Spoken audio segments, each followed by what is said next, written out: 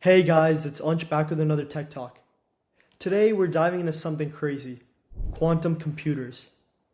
Right now, it might be harder to get a quantum computer than it is to get the world's fastest sports car. You get it for a few minutes, it costs a fortune, and there's a mile-long line behind you. But something big is happening as we speak. Quantum virtual machines, or QVMs, are here. And they might finally make quantum computers feel less like a one-time thing and more like the cloud servers we already use every day. So first, what exactly is a QVM? Well, a quantum virtual machine is like giving you your own private slice of a real quantum computer.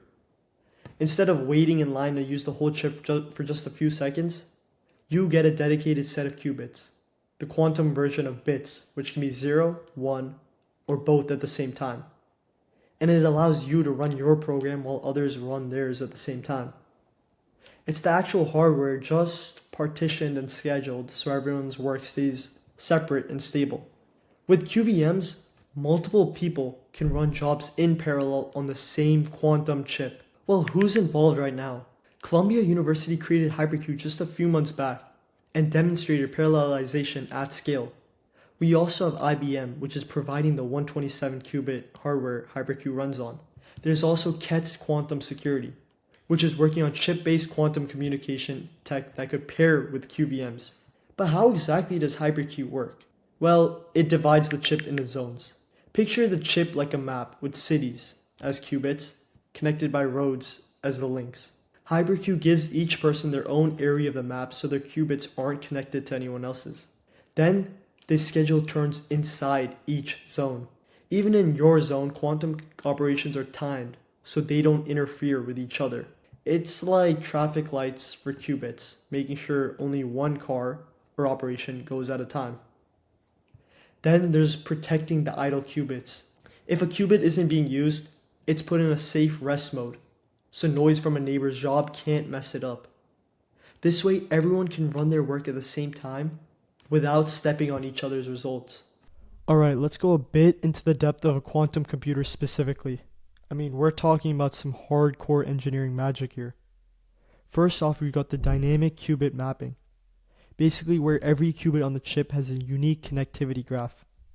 HyperQ doesn't just give you random qubits, it maps your slice to the best connected set available in real time so your algorithm runs with few error-prone swaps. Then there's microwave pulse shaping, which is where qubits don't run on electricity like your laptop. They get hit with ultra-precise microwave pulses. In QVMs, these pulses are shaped in time so tightly that your operations don't leak into another user's zone, basically fencing your quantum backyard with invisible nanosecond barriers. Then, we've also got an active noise cancellation. This isn't just shielding. Real-time counterpulses are sent to idle qubits in your zone to keep them from picking up stray vibrations or EM noise from a neighbor's computation. So here's why QVMs could be a game changer. Today, quantum hardware is mostly in the hands of tech giants and national labs. With QVMs, a university class, a startup team, or even an individual like you could get real hardware time instead of just simulations. Then there's also faster research cycles. In science, speed of iteration matters. When you can run and tweak experiments in the same day instead of waiting weeks, innovation moves a lot faster. Then there's also the quantum software ecosystem. Imagine app stores for quantum algorithms. Teams could develop, test, and deploy quantum apps just like they do for cloud AI services today. And then imagine combining QVMs with the future quantum internet, and you could have a global network of quantum processors working together, borrowing qubits from machines across the world in real time. We've seen this evolution before.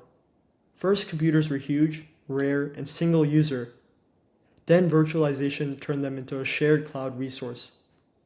Now QVMs could do the same for quantum computing. This shift could take quantum from exclusive lab toy to on-demand global resource in just a few years.